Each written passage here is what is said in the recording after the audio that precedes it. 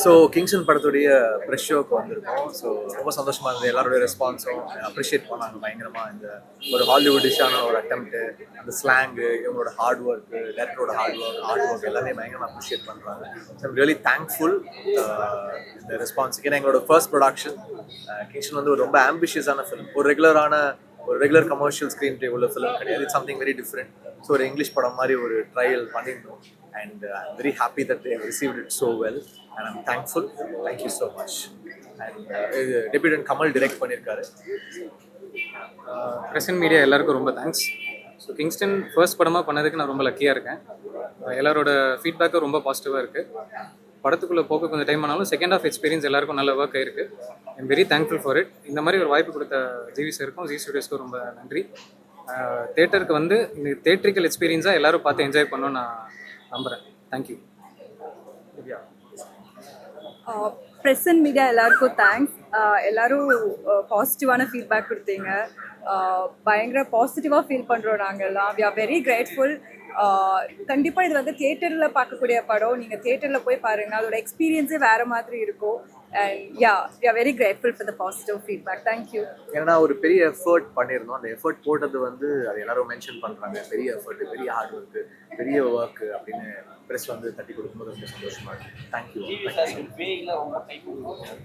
First படம் darling பேய் படம் பண்ணேன். அதுக்கப்புறம் இப்போதான் பேய் படம் பண்றேன். பேய் உங்களுக்கு நிறைய கை கொடுக்குன்னு நினைக்கிறேன். இதுவும் நல்லா இருக்கு. தேங்க்யூ. எப்படி அந்த டைரக்டர் ஸ்டோரி சொன்னது? இது ரொம்ப கஷ்டமான படம் ஷூட் பண்றதுக்கு. ஏன்னா ஃபுல் படம் நம்ம கடல்ல தான் வச்சு ஷூட் பண்றோம். அதை வந்து பிளேஸ் பண்ணி இது எல்லாத்தையும் கிரியேட் பண்ணி இந்த வேர்ல்டு கிரியேட் பண்றதே எங்களுக்கு ஒரு வருஷம் 3 மாசம் ஆச்சு. இதை நாங்கள் வந்து ரெடி பண்ணி எடுத்துட்டு வர்றதுக்கு.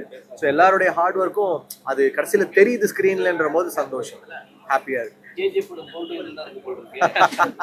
இது வேற கோல்டு, இது ட்ரெஷர், இது இன்னும் பயங்கர கோல்டு ஜாஸ்தியா இருக்கும்.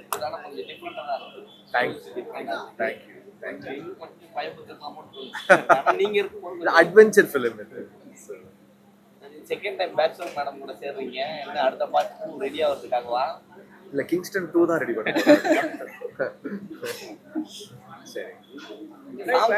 பேயை வந்து காட்டிருக்கீங்க. அது எதுல இருந்து ரெஃபரன்ஸ் எடுத்தீங்க? அதான் இது பேய் வந்து ரெஃபரன்ஸாக நம்ம என்ன எடுத்தோம்னா, ஒரு கடலுக்குள்ள ஒரு ஒரு ஆள், கடல் அரக்கன் தான். அது ஒரு பாடி வந்து உப்பு தண்ணியிலே இருந்தால் என்ன ஆகுங்கிற ஒரு ஐடியா ஒன்று பண்ணியிருந்தோம். அது ஃப்ளெஷ்லாம் இருக்கும், ஸ்கின்னு மட்டும் பீல் ஆஃப் ஆகிடும். ஸோ ஹாஃப் ராட்டனாக இருக்கணுங்கிற ஒரு ஐடியா இருந்துச்சு. ஸோ அதுலேருந்து எடுத்து சின்ன சின்ன படத்தோட எலிமெண்ட்ஸ்லாம் ஆட் பண்ணியிருக்கோம். படத்தில் பார்த்தீங்கன்னா கடல் அட்டைன்னு ஒரு விஷயத்தை இன்ட்ரடியூஸ் பண்ணியிருக்கோம். ஸோ அது கொஞ்சம் அங்கங்கே வரும், போன்ஸ் கொஞ்சம் தெரியும். ஸோ அந்த மாதிரி இந்த லேண்ட்ஸ்கேப்பில் ஒரு ஹாஃப் ராட்டன் கிரீச்சர் இருந்தால் எப்படி இருக்குங்கிறது தான். பெண்களை வந்து பலி கொடுக்குறீங்க. ஆனால் வந்து அது வந்து மக்களால் மூட நம்பிக்கையாக சொல்றீங்களா, இல்லை வந்து அது கடல் அரக்கனுக்காக சொல்றாங்க? அதான் அது மூட நம்பிக்கை தான் அதோட பேஸு. அது சொல்ல வந்த கருத்தும் என்னன்னா, நம்ம சொசைட்டியாவும் தப்புன்னு தான் சொல்றோம். ஆமா, சொசைட்டியாவும் நம்ம வந்து ஏதாவது ஒரு பிரச்சனையாச்சுன்னா முதல்ல அந்த பெண் சமூகத்தை ஈஸியா அட்டாக் பண்ணிடுறோம், இல்ல அவங்கள ரெஸ்ட்ரிக்ட் பண்ணிடுறோங்கிறது தான் இந்த லேயர்ல மீன் பண்ண ட்ரை பண்றது. நம்ம ஊருக்கு ஏதோ பிரச்சனை அப்படின்னா கூட சம்மந்தமே இல்லாம இப்படி ஒரு விஷயத்த பண்றாங்க, அது ஒரு மூட நம்பிக்கை வரும். ஒரு கிராமத்துல ஒரு 40 வருஷமா ஒரு பிரச்சனை இருக்கு அப்படின்னா அதை சரி பண்றதுக்கு அவங்க என்னென்ன பண்ண முடியுமோ பண்ணுவாங்க. அதுல இந்த மூட நம்பிக்கையில எது ஒண்ணா அது தப்புன்னு தான் நம்ம சொல்றோம்.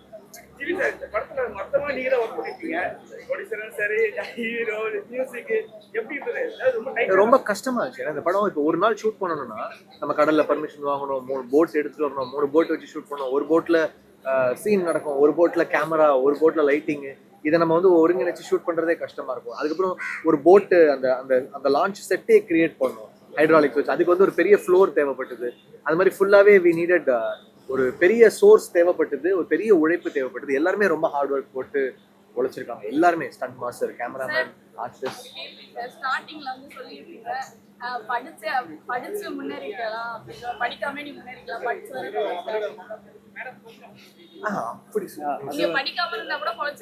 அதான் அது வந்து என்னன்னா, இப்போ இந்த ஊர்ல இருக்கிறவங்களோட வாழ்வியல் என்ன நம்ம காட்டுறோம். ஸோ அவங்களுக்கு வந்து ஒரு எப்படி சொல்ற ஒரு எந்த ரிசோர்ஸும் இல்லாத ஒரு கிராமத்தில் இருக்கிறவங்க தான் இவங்க. ஸோ அவங்களுக்கு அவங்களால படிக்கவும் முடியல, படிக்காமல் ஒரு கஷ்டப்பட்ட லைஃப்பில் தான் இருக்காங்க. அவங்களுக்கு அந்த பையனை பார்க்கும்போது அவங்க மென்டாலிட்டியில் அப்படி அவனை சொல்லுவாங்க, படிச்சிருந்தா கூட படிக்கலனா கூட எங்களை மாதிரி நீ ஏதோ பண்ணியிருப்ப, படித்ததுனால நிறைய கேள்வி கேட்பான் பாரு. அப்படிதான் நம்ம வந்து அதை கருத்தாக சொல்ல. ஆமாம், அந்த ஊரில் இருக்கிறவங்களுக்கு அதுதான் ரெஸ்ட்ரிக்ஷன். அவங்க வந்து ப்ராப்பரான எஜுகேஷன் கிடச்சி வேறு வேலைக்கு போய் அப்படி போகல. அந்த மீனவ கிராமத்தில் அவங்க ஒடுக்கப்பட்டு அங்கே மாட்டிக்கிட்டு இருக்காங்க. அதான் அந்த லைஃப்பை ரிஃப்ளெக்ட் பண்ணுறதுக்கு இந்த மாதிரி டைலாக்ஸ் தேவைப்பட்டுச்சு. Correct sir. சின்ன ஒரு உறுத்தல் மட்டும் அதில் தெளிவுபடுத்துறேன். மீனவர் பசங்களாம் வந்து மேக்ஸிமம் வந்து கடலுக்கு பிடிக்க மாட்டாங்க. சரிங்களா? இதுல வந்து நீங்க வந்து அப்படிதான் காட்டியிருக்கீங்க. சார் எதனால காட்டினீங்க? இல்லை, அது அந்த பர்டிகுலர் கேரக்டருக்கு தான் நம்ம காட்டியிருப்போம். அவன் ஸ்டார்டிங்லேருந்தே கொஞ்சம் பயம் ஜாஸ்தி இருக்கிற கேரக்டராக இருக்கும். இவங்க இது இப்போ சாதாரணமாக மீன் பிடிக்க போகிறது வேறு. இப்போ நம்ம பார்த்தீங்கன்னா ஃபர்ஸ்ட் ஹாஃபில் இவங்க அந்த ஸ்மகிள் பண்ணுற எபிசோட்ஸ் இருக்கும். அதில் வந்து இந்த மாதிரி எந்த காட்சியும் இருக்காது. செகண்ட் ஹாஃபில் இவங்க போகிறதே உள்ளே போனால் எவனும் உயிரோடு திருப்பி வந்ததில்லைங்கிற மாதிரியான கடலுக்குள்ளே போகிறாங்க. ஸோ போகும்போதே அந்த பயம், இது ஒரு ஃபேண்டசி. அது இப்போ நஜம் கடல் மீன் பிடிக்க நார்மலாக அவங்க போகல, ஒரு அமானுஷ்யமான கடலில் இது வரைக்கும் போய் எவனும் உயிரோட வராத கடலில் போகிறான். ஹீரோ அந்த முடிவு எடுத்துகிட்டு போகிறாரு. இவர் கூட இருக்கிறவர் அங்கே போனால் எப்படா வர முடியும், எனக்கு பயமாக இருக்குது அப்படின்றான். ஸோ அவன் பயத்துக்காக அதை எடுத்துகிட்டு போகிறானே தவிர அந்த எக்ஸ்ட்ரீம் ஃபியர், எக்ஸ்ட்ரீம் சுச்சுவேஷனுக்கு அவன் அப்படி பண்ணுறாங்கிறது தான். முத்துக்குளிக்கிற இடத்துக்கு போயிருக்கீங்களா? நிறைய பசங்க இருக்காங்க, யூடியூப்ல பார்த்துருப்பீங்க. ஆமாம், முத்துக்குளிக்கிறது உண்மையிலுமே அந்த சவுண்ட் எஃபெக்ட் உள்ள போனோம்னா நம்ம அடிச்சு வெளியில வந்து தான் இறந்துருவோம். அப்படிலாம் பார்த்தீங்களா? அங்கே போய் பார்த்துருக்கீங்களா? இல்ல அங்க போல உங்களை குதிக்க விட்டாரா? கடல்ல ஒர்க் பண்ணோம், பட் சேஃபா தான் பண்ணோம். நாங்க வந்து அவ்வளோ டீப்பாவோ இல்ல அதுக்குள்ள போல, நாங்க ஒரு கெனால்ல ஷூட் பண்ணோம். ஏன்னா கடல் வந்து ஆமா, அது ஒரு பெரிய உலகம். இருக்கும். இப்படி இன்னொரு பிரச்சனையும் நம்ம அதை கடந்துட்டு தான் இருக்கோம். டெய்லி தினமும் நம்ம பார்த்தா இருக்கும், இறப்பும் வந்துட்டு இருக்கு. இந்த படத்து மூலயமா அந்த கடல் அந்த மீனவர் சமுதாயத்துக்கு ஏதாவது யூஸ்ஃபுல்லா இருக்கிறதுக்கான வாய்ப்பு இருக்குமா? அந்த ஆட்கள் கூப்பிட்டு மீனவர் சமுதாயத்தை கூப்பிட்டு பாக்குற மாதிரியான டெஃபினட்டா காமிக்கலாம் பண்ணுவோம். ஏன்னா இது ஒரு பேரலல், அதாவது நம்ம ஒரு ஃபேண்டசி கதையை தான் சொல்லியிருக்கோம். ஆனால் இதில் நம்ம என்ன சொல்ல வரோம்னா, ஒரு மீனவ கம்யூனிட்டியில் அவங்க நார்மலாக மீன் பிடிச்சிட்டு போயிட்டு வர அந்த ஜேர்னியே அவ்வளோ பெரிய அட்வென்ச்சர். ஆக்சுவலாக நம்ம வந்து அதுக்கு மேலே அந்த கடலில் போய் இருந்தால் எப்படின்னு நம்ம ஒரு ஐடியா பண்ணியிருக்கோமே தவிர, அவங்களோட டே டு டே லைஃப்பில் இருக்கிற அட்வென்ச்சர் தான் நம்மளுக்கு ஃபேசினேஷனாக இருக்குது. அதே மாதிரி இந்த கடல் எட்டுங்கிற மேட்ரு இதெல்லாமே நம்மளுக்கு புதுசாக இருக்குது, பட் அவங்களோட வாழ்வியலில் ஒன்றா இருக்கிற விஷயம். ஸோ அதை வெளில எக்ஸ்போஸ் பண்ணி ஒரு படமாக பண்ணுறது தான் என்னோட ஐடியா. சார் உங்களுக்கு நீச்சல் தெரியுமா? அங்க வந்து கண்டிப்பா நீங்க தான் பாத்தீங்களே ஷார்ட்ல ஃபுல்லா முங்கு நீச்சல் அடிச்சிட்டு இருக்காரு, அண்டர் வாட்டர்ல போயிட்டு இருக்காரு. நீச்சல் தெரியும். மக்கள் எடுத்துட்டா 4 பாட்டு எடுக்கணும்னு சொன்னீங்க. சூப்பரா இருக்கு. செகண்ட் பாட்டு கண்டிப்பா இந்த இயர் எண்ட் ஸ்டார்ட் பண்ணிடுவோம். அக்டோபர்ல ஸ்டார்ட் பண்ணுவோம். சமீபத்துல ஒரு 2 மாசமா பாத்தீங்கன்னா ரத்த வாடை உள்ள படங்கள் வரல. உங்க படத்துல ஒரு சில காட்சிகள் ரத்த வாடை அடிக்குது.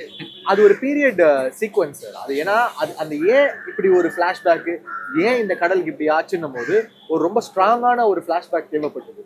அது வந்து அந்த ஒரு கேங்ஸ்டர் ஏரியா வந்து சொல்லியிருக்கோம். ஆனா மெயின் பிளட் ஷெட் வந்து கிடையாது. அது வந்து இந்த ஃபிளாஷ்பேக்ல வர ஒரு போர்ஷன் அப்படி இருக்கும்.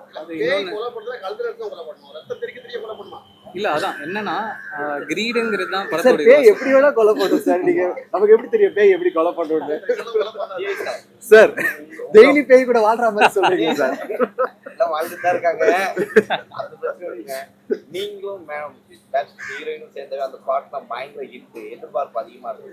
அந்த அளவுக்கு சாங் இந்த படம் ராசா வந்து ஆல்ரெடி தெரிக்க விட்டுட்டு இருக்கு. ஆல்ரெடி டாப்ல இருக்குது, நம்பர் 3 நம்பர் 2ல இருக்குது. பார்க்கும்போது எங்களுக்கு அந்த பழைய சாங் வேற லெவல்ல இருந்தது. இல்ல இப்ப பாருங்க ராசா எஃப்எம் தெரிக்க விட்டுட்டு இருக்கு. சார் ஒரு சீன் பாத்தீங்கன்னா ஒரு திகில் குச்சி சார். இல்ல உட்கார்ந்து பல பேருக்கு வந்து அந்த பயத்தை கொடுத்துச்சு. உண்மையிலே வந்து ஹார்ட் பேஷண்ட்லாம் கொஞ்சம் மிரண்டுவாங்கன்னு நினைக்கிறேன். அந்த சீன் வந்து உண்மையிலே கற்பனை நல்லா நினைக்கிறேன். எல்லாருக்கும் பயத்தை கொடுத்து நிறைய பேர் மிரண்டாங்க. ஆமா அது அந்த வயசானவங்க ஹார்ட் பேஷண்ட் வந்தாங்கன்னா கண்டிப்பா அதுக்கு தாக்கத்தை கொடுக்கும்னு நினைக்கிறேன். அது வேணும்னே வச்சுங்களா சார்? பயமுறுத்துறதுக்கு ஒரு பேய் படத்துல டிஃபரெண்டா இந்த மாதிரி சீக்வென்சஸ் கொஞ்சம் ஓவரா இருந்துச்சு. ஓகே எனக்கு பதிலே இல்லையே. செகண்ட் மூவி ஜிவி சார் கூட தான் பேசுங்க, அதை பத்தி சொல்லுங்க. நல்லா இருக்கு. நீங்க தான் ஒரு கொஸ்டினும் கேட்கவே மாட்டீங்க என்கிட்ட. நிறைய இருக்கு. 2 பேரும் வச்சு இல்ல படத்தை பத்தி கேக்குறது. அது உங்களுக்கு அனுபவம் ஃபர்ஸ்ட் படம் பண்ணீங்க. நீங்க கடல்ல போயிருக்கீங்களா? ஷீப் போயிருக்கீங்களா? போனாங்களா உள்ள? இந்த ஷூட்க்கு போனோம். நம்ம வாமிட் வந்துரும். ஆமா. அந்த நமக்கு இது தண்ணியோட வேவ் உங்களுக்கு எப்படி இருக்கு கடல்ல? ஃபர்ஸ்ட் டைம், அதனால பயங்கரமா இருந்தது, கஷ்டமாவும் இருந்தது, நல்லாவும் இருந்தது. மற்றபடி எல்லாமே செட்டில் போட்டதுனால அந்த ஹைட்ராலிக்ஸ் யூஸ் பண்ணும்போதும் அதுவுமே ஃபுல் ஷேக்கிங்காகவே இருக்கும் ஃபுல்லாக. அதனால ஒரு டிஃப்ரெண்ட்டான எக்ஸ்பீரியன்ஸாக இருந்தது. அண்ட் இதில் லுக்காகவே 2 பேருக்குமே வேறு மாதிரி இருக்கும், பேச்சுலருக்கும் இதுக்கும். ஸோ அதெல்லாம் உங்களுக்கு பிடிச்சிருக்கும். படத்துல வந்து முத்தக்காட்சி நிறைய இருந்தது, இந்த படத்துல இல்லை. ஃபீல் பண்ணுறோம். இதில் ராசா எனக்கு ரொம்ப பிடிச்சிருந்தது. Okay, thank you.